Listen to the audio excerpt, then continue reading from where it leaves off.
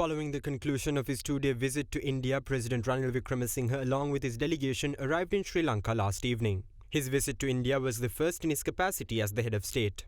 This morning, Minister of Foreign Affairs, President's Counsel Ali Sabri briefed the media on the outcomes of the President's visit in a media briefing organised by the President's Media Division.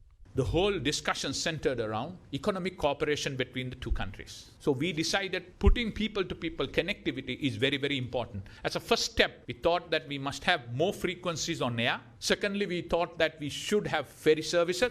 Thirdly, on the long run, we also thought we must at least have a feasible study done in order to looking at the long-term connectivity through either road or through the ferry services on port and off port. Going forward, it's also important for us to get the debt restructured. We continue to work with them in order to get that done so that we can move on with a new economy and take the bankrupt tag out of our economy to uplift the living standard of our upcountry Tamil community of Indian origin. In order to propel that growth, it was also discussed that Indians will invest about 750 million Indian rupees during the next year or two in order to support that upliftment.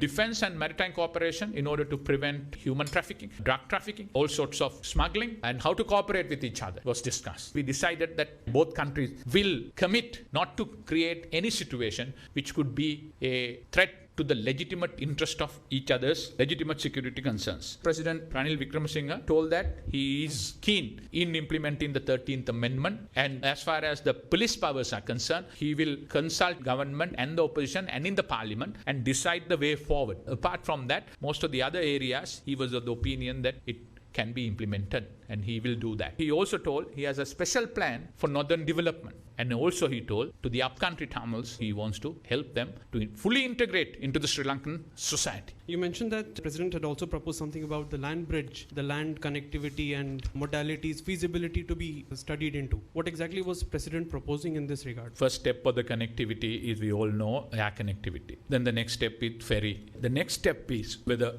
on port and off port kind of connectivity where you get into get your vehicles, a ferry will take you through and you come and go. Or that, or you really want to build a bridge. So it's at the initial stage. If the bridge is built, then it be a part of an international border.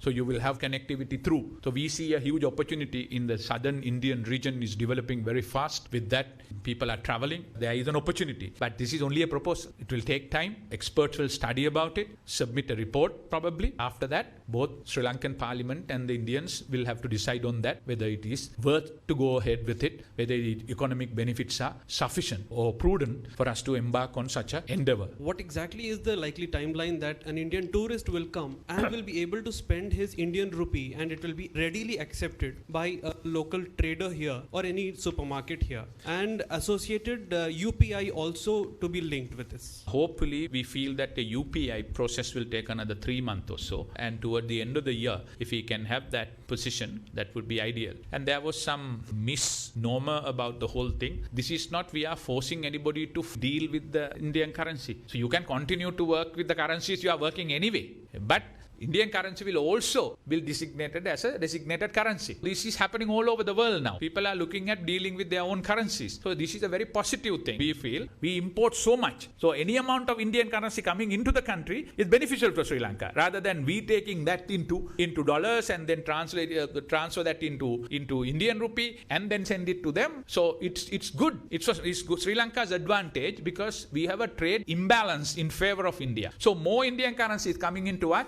We can settle that Indian currency in Indian currency without converting it to dollar and then to Indian currency. It's good for Sri Lanka.